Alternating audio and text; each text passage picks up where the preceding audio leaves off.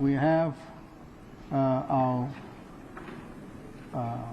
provincial reps here. They're all sitting here. And I have the CEO who's here.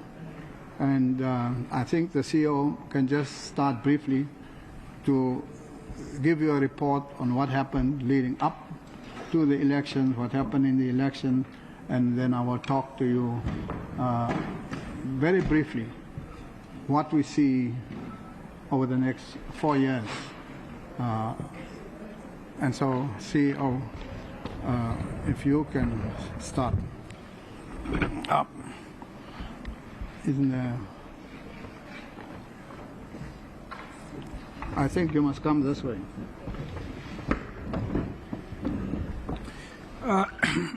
Thank you. And as the President had said, when we deal with media, we've always said we have open door policy. I want to, again, as the President said, we apologize for what happened yesterday. It will never happen again.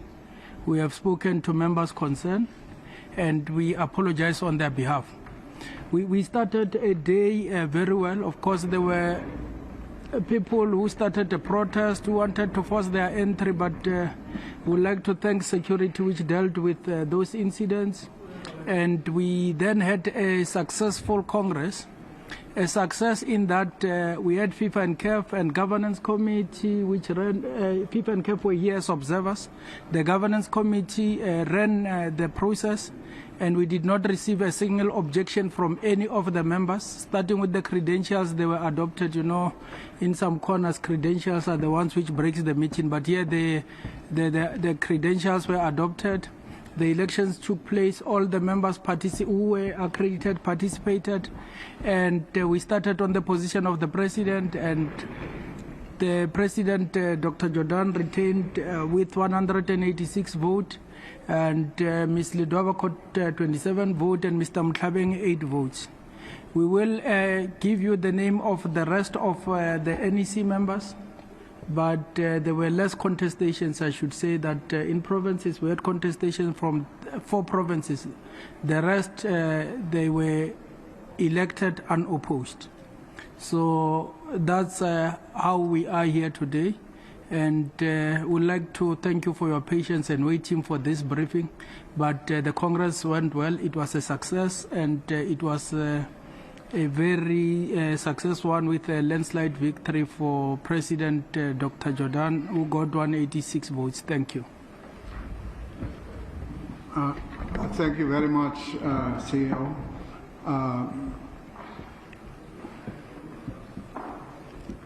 They say come this side. I can't come to one camera, the other camera is awesome. I must come this way. Oh, now I see why I must come. There's one very important one here.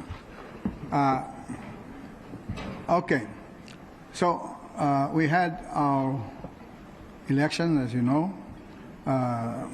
We did not have even a meeting with our executive, and therefore we cannot pronounce policy positions. But what we can tell you is a summary of where we are and where we want to be in brief terms. We have given you 2 reports, one on women's football report. They have it. Oh, if you don't have it, you'll have it. And the second report is on Vision 2022, because we come to the end of Vision 2022, and the next 4 years is 2022 to 2026, and the next 4 years is 2026 to 2030. But I won't be there, I must tell you now, in 2026 to 2030. This is my last term. So those reports are there. And just to look back on Vision 2022 and where we started. When we started, for example, we only had 1 woman on the National Executive Committee. Today, we have 5 women on the National Executive.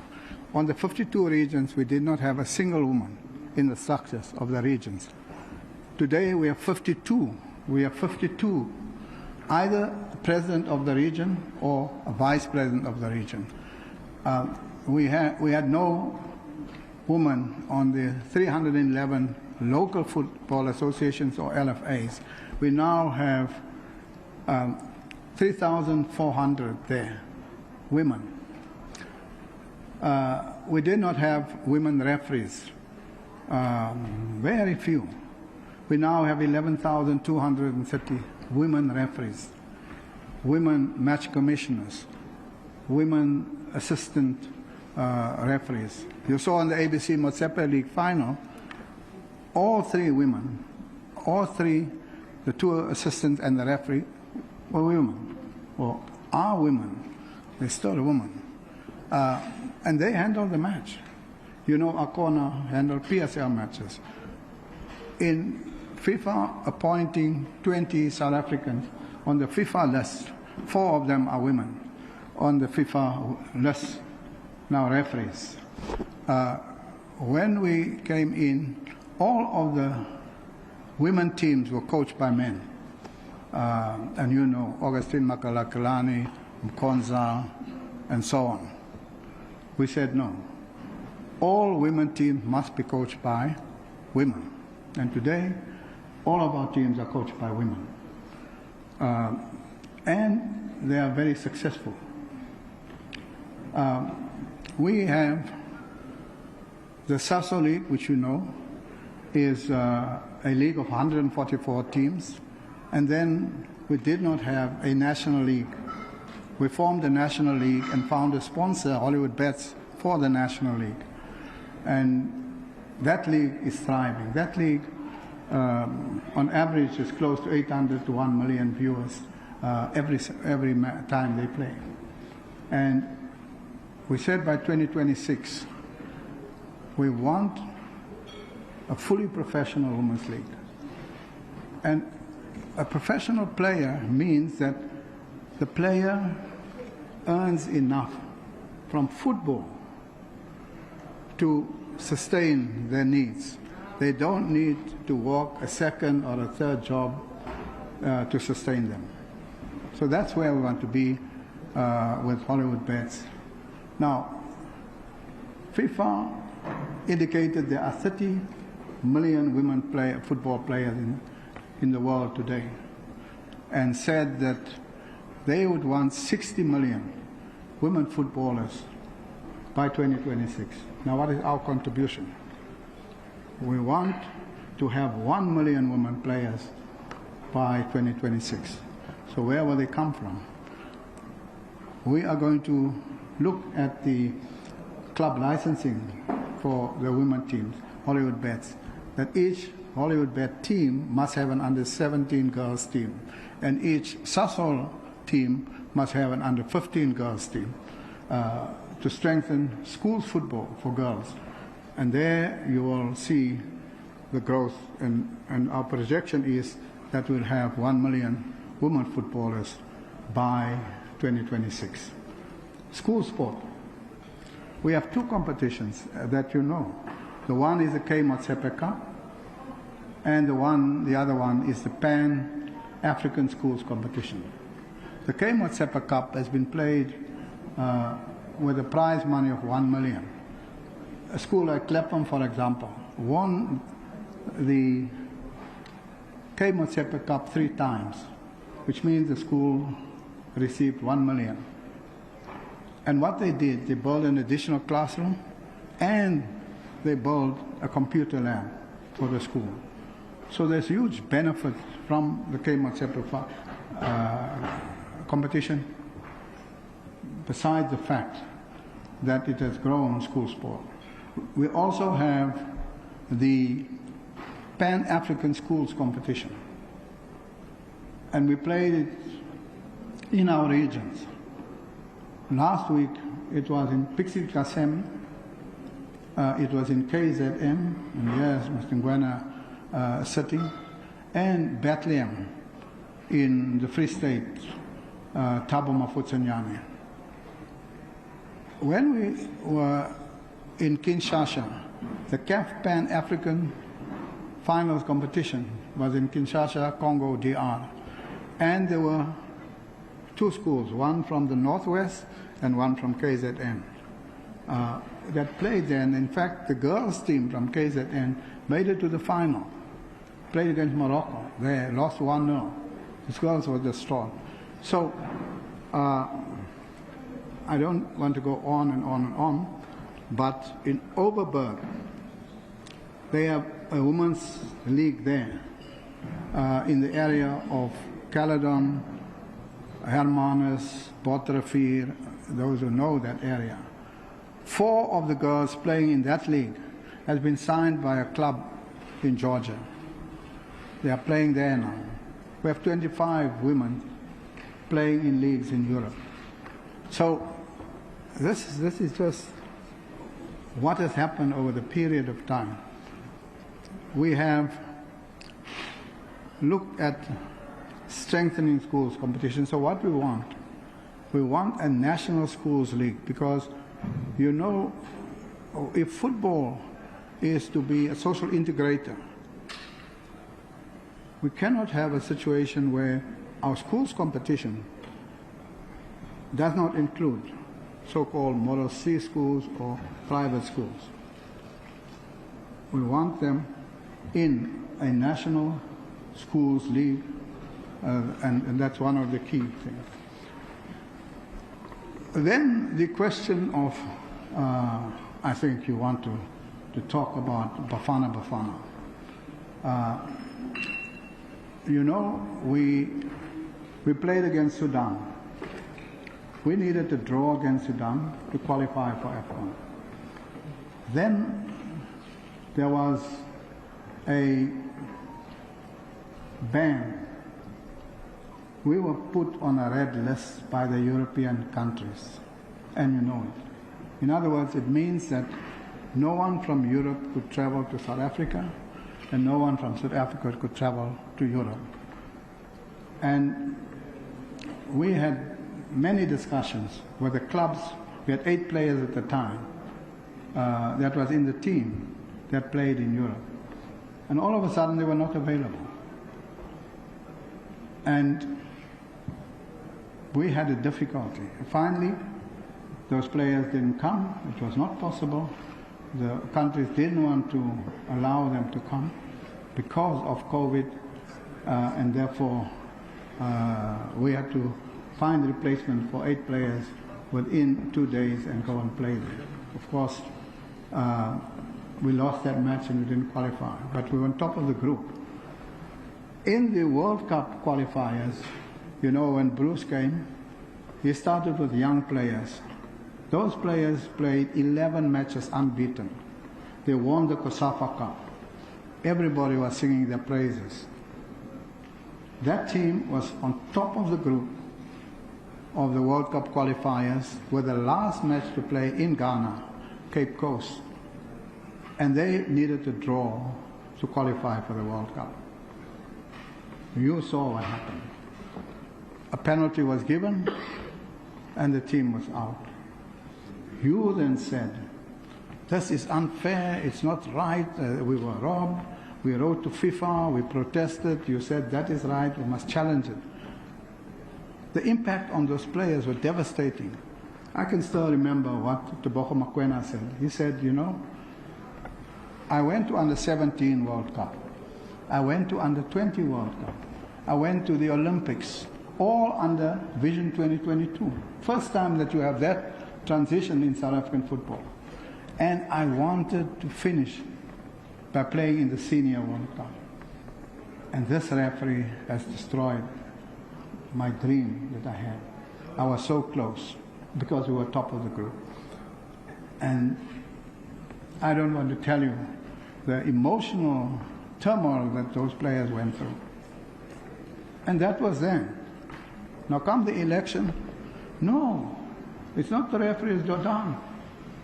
The only thing we must do is change Jordan for somebody else, and then we'll win.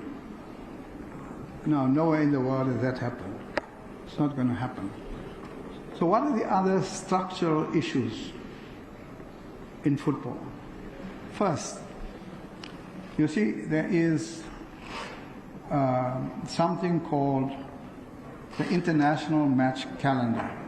Now, the international match calendar set dates on which your international matches can be played. And invariably, you find 2-3 days between the matches that the national team must play. And it is very difficult. Very difficult. So, if you look at the impact of the international calendar on national teams, not just Bafana, let's look at your pet topic. We won the AFCON in 1996. Yes, but in 1996 there was no international match calendar. In 1996, that squad had a whole month's preparation leading to AFCON. They were in camp for a month. That team played 15 or just over 10 international friendly matches, including a Four Nations tournament in preparation for the tournament. The Springboks, when they won the World Cup, was in camp for almost 3 months. Bafana never had more than 3 days to prepare for a match. And Avron Grant, for example, you know, he was a former Chelsea coach. He said, look, this system is not good for football, not good for the players, not good for national teams, not good for the clubs, because the player must be released, he must travel from America or Europe to South Africa, he then lands in South Africa, he must then get another 2 planes to go and play in Morocco, and then 2 planes back, and then another plane back to his club within 3 days. It is too demanding on the players. Now, the countries that's in the north, Egypt, Tunisia, Morocco, Algeria, they're 2 hours from Europe. Our players must travel 10, 11 hours, plus when you play into Africa, get another 2-3 connecting flights. We have to look at it. FIFA has appointed Arsene Wenger and Jill Ellis. Jill Ellis is also a coach. She was the women's football coach who won 2 World Cups for the United States. And they've done research on these issues. So what happened then? They made a proposal that when the international match calendar comes to an end, a new match calendar must be developed. And their proposal is, let us not have a stop-start of matches between clubs and country, because that is disrupting the clubs, it's not helping the national teams, and therefore we must change the calendar. So their proposal is, let us have in October and November, 2 months, you are with your national team. So the players are not going to fly up and down. You go in the national team can cause a camp, play friendlies, and prepare for the match. Then, after what has been a dramatic weekend for SAFA, there you have it, the re-elected president of the South African Football Association, Dr. Danny Jordaan, addressing the media, going through quite a lot of detail as to what the plans are going forward. Not much given as far as the protest that we had seen today outside of that Congress earlier today, but I'm sure we'll get experts and analysis on that. Just very briefly to remind you of what the numbers were. Danny Jordaan retaining his seat. A massive 186 votes is what Danny Jordaan got. Rio Ledwaba, his closest rival, coming in with 27 votes, while Solly Mohlabeng settling for 8 votes as well. A big focus, as we've been hearing, for the plans for Vision 2022 and beyond. But the immediate focus is moving forward the growth of women in South African soccer, not just from a playing side, not just from a player's side, but also coaches and match officials. We'll get plenty